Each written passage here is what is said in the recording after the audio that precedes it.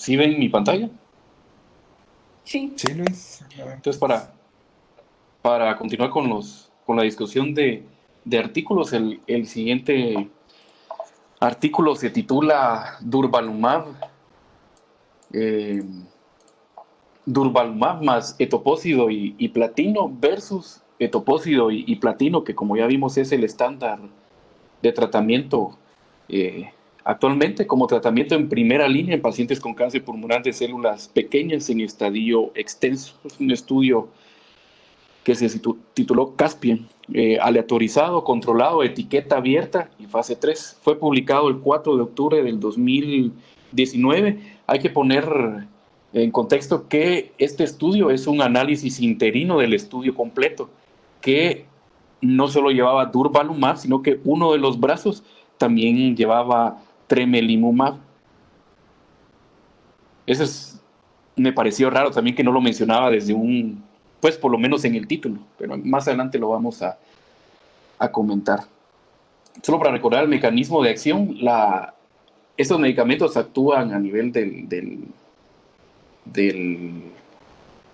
pues de la famosa sinapsis inmunológica que, si recordamos, tiene que ver con el reconocimiento, una de las habilidades para elevación inmune por parte del tumor es la expresión de ligandos contra PD1, o sea, la muerte programada tipo 1, que al expresar el ligando, pues lo que hace es disminuir la proliferación y el reconocimiento por parte de las células T. Entonces, el durvalumab es un anti-PDL1 que actúa a nivel de la célula tumoral, a este nivel, evitando que se una con PD1 en la célula T. Y el tremelimumab, que es un inhibidor de CTLA4, que de igual manera, este actúa, sobre la célula T y tiene que ver a nivel de los ganglios linfáticos a través eh, de la presentación de antígenos a través de las células presentadoras de antígeno, que podemos ver que en este caso es la célula dendrítica. Entonces, ¿cómo fue el diseño de este estudio? Como les había comentado, aleatorizado, etiqueta abierta, pero era cegado para el patrocinador. Es un estudio fase 3 multicéntrico. Se realizó en 209 centros en 23 países. Los pacientes elegibles, está un poquito cargado esta diapositiva, pero está para resumir 4 en una misma. Los pacientes elegibles tenían una edad mínima de 18 años o 20 en Japón, diagnóstico histológico confirmado y sin tratamiento previo de cáncer pulmonar de células pequeñas en estadio extendido. Podía ser metastásico o T3 o T4, que fuese demasiado extenso como para un plan de radioterapia. Los pacientes elegibles tenían una edad mínima, como ya les había dicho, de 18, una enfermedad medible por RECIST, un ECOG de 1 o 0 y una esperanza de vida mínima de 12 semanas.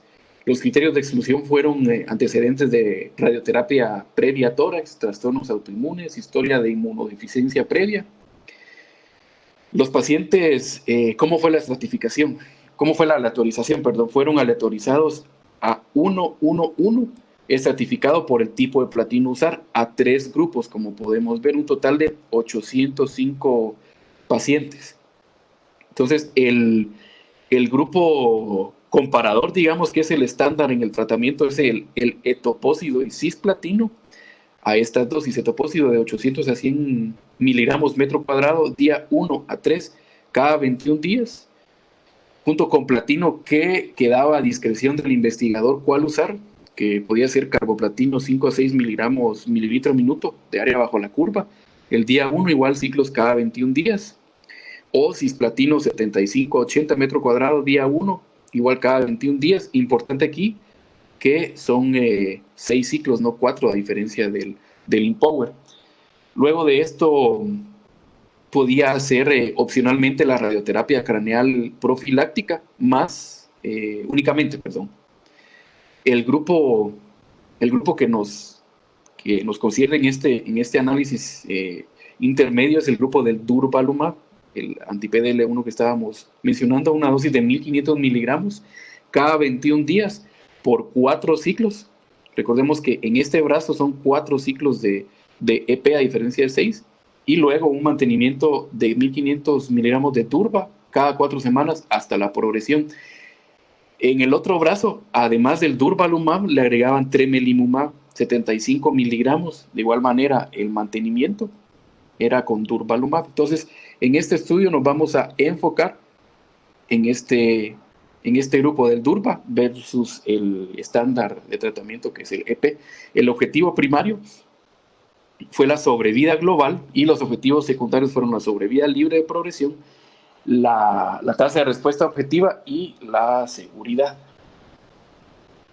En cuanto al análisis estadístico, aquí hay que ponerle bastante atención porque podemos entender por qué algunos objetivos no fueron estadísticamente significativos. Entonces, se analizaron 795 pacientes para obtener 425 eventos combinados en los brazos del durvalumab, más el tratamiento estándar y el tratamiento estándar. ¿Qué quiere decir? Que se hicieron 2 conjuntos de pacientes. El primer conjunto era el durvalumab más el EP y el EP. Entonces, requería 425 eventos para tener un 80% de madurez en los 2 grupos, ¿verdad? En el durva y en el siguiente grupo, que es el tremelimumab más durvalumab. En el análisis intermedio, que es el que se está presentando ahorita, la sobrevida se planificó cuando hubiesen ocurrido 318 eventos con una madurez del 60%, basado en el supuesto de un hazard ratio de un 0.71. Para controlar el error tipo 1, se asignó un alfa de 5% bilateral, pero con la salvedad de que el primer grupo, o sea, el grupo de durva, sería un alfa de 4% y el segundo un alfa de un 1%. Para la sobrevida global y la sobrevida libre de progresión se usó la prueba de log-rank y Kaplan-Meier para estimar la sobrevida global, libre de progresión y tasa de respuesta objetiva.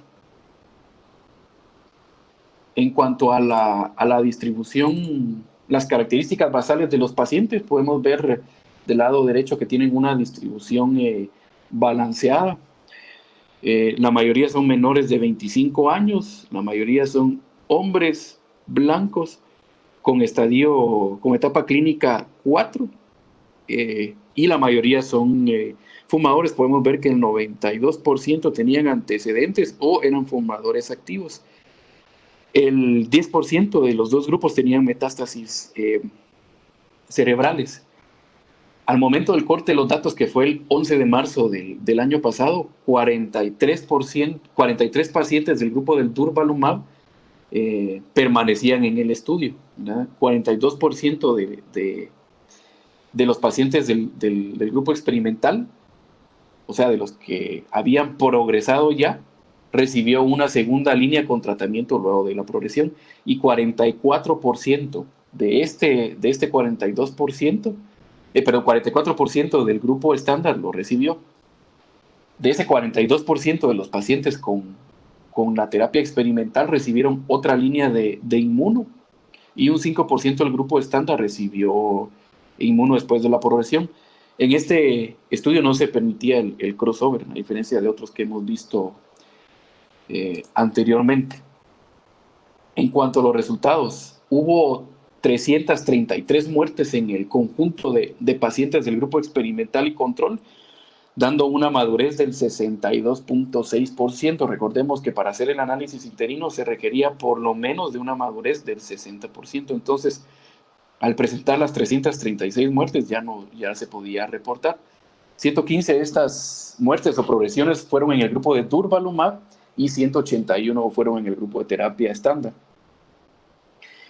El alfa en este análisis intermedio fue de 1.78. Si se recuerdan, el alfa que se buscaba acá era de un 4%, o sea que sí tiene significancia estadística. La media de la supervivencia de la sobrevida global en el grupo de durvalumab fue de 13.0 meses, y en el grupo de tratamiento estándar de EP fue de 10.1 10.3 meses, verá una diferencia de 2.7 meses a favor del durvalumab, con un hazard ratio de 0.73, con una P con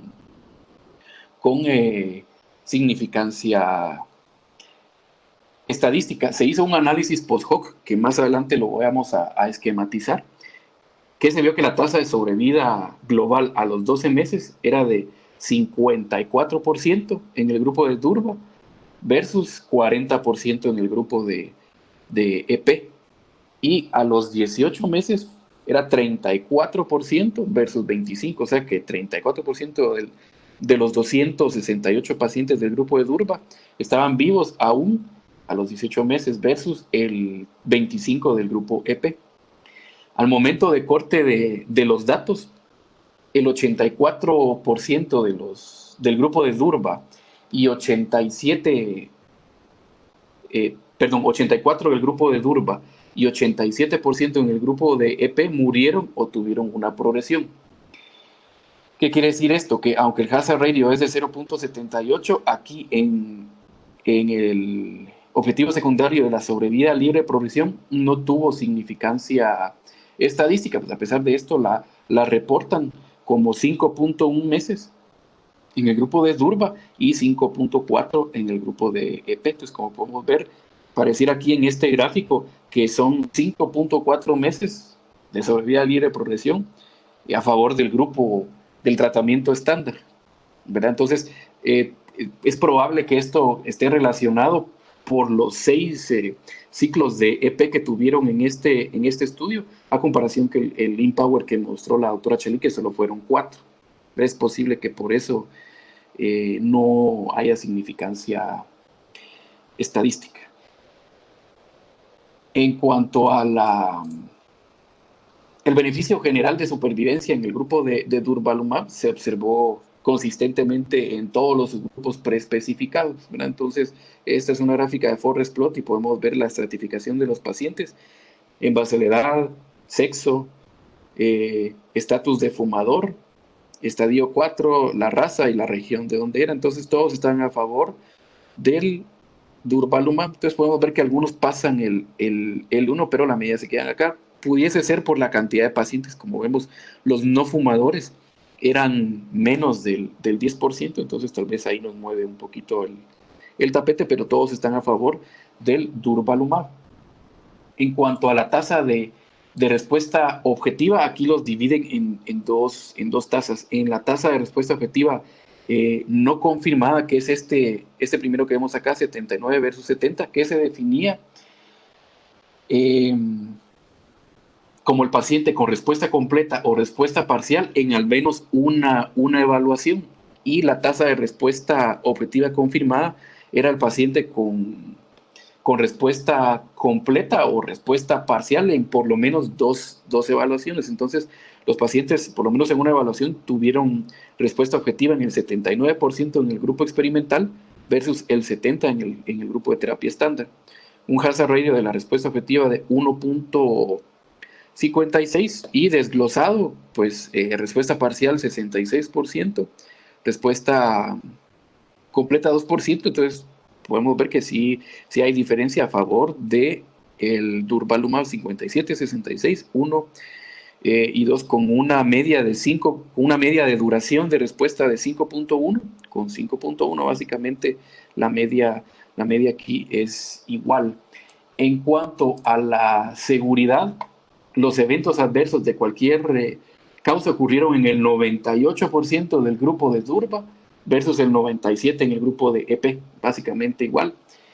Efectos adversos grados 3 o grado 4 ocurrieron en el 62% de los dos grupos, el 9% de los efectos adversos en el brazo experimental y en el brazo control también un 9% condujeron a la descontinuación del tratamiento. Entonces podemos ver que es básicamente igual. En cuanto a los efectos adversos inmunomediados, hubo 20% en el grupo de durvalumab y 3% en el grupo de EP. Aquí sí hubo diferencia. La mayoría fueron grado 1 o 2 y el 9% de estos fueron hipotiroidismo en el grupo de Durva e hipertiroidismo en el grupo de Durva también. Entonces podemos ver que los efectos adversos inmunomediados más comunes tienen que ver con la tiroides y son grado 1 o grado 2. Hasta aquí es donde llegaba este estudio de Caspian, el análisis intermedio. Pero buscando un poquito, tuvo una actualización el mes pasado en el ASCO. Entonces ya se acabó el estudio, digamos. Entonces los datos se hicieron un corte hasta el 27 de enero de este año. Entonces son más o menos 9 meses más, con una mediana de seguimiento a este corte de 25.1 meses, a comparación con los 13 meses del corte anterior. Esos 25.1 meses ya dan una madurez de un 82%, entonces ya está como para publicar el estudio final, que no está publicado, pero se dio la actualización. Entonces, ¿qué podemos ver en esta actualización de ASCO? Que se mantienen las respuestas en cuanto a la sobrevida global, con un hazard ratio de 0.75, si se recuerdan, el anterior fue de 0.73, siempre con la P con significancia estadística. Y la sobrevida global de igual manera se mantiene 12.9, que eran 13, y 10.5, que era 10.3. Entonces podemos ver que básicamente se mantiene igual, a pesar de que la madurez estadística pues ya está completa. Y la probabilidad de estar vivo a los 12 meses, 52 versus 39. A los 18, lo que les mencionaba anteriormente, 32 versus 24. Y a los 2 años incluso 22 menos 14. Entonces, en cuanto a la sobrevida global, las curvas se encuentran siempre separadas a favor de el durvalumab. ¿Qué pasó en el brazo de tremelimumab? Entonces, aunque los hallazgos de este Caspian apoyan el régimen de durvalumab, el estudio también probó que la combinación de tremelimumab no tuvo significancia estadística, porque si se recuerdan, buscábamos una P que fuera, teníamos un alfa de un 1%, entonces la P en cuanto a la sobrevida global en este grupo de durvalumab fue de 0.41, o sea, no tuvo significancia estadística. Entonces, esta combinación demostró una sobrevida global de 10.5 meses en el grupo de durva y tremelimumab y el EP, versus 10.4 meses versus 10.5 meses en el grupo de EP sin significancia estadística. Entonces,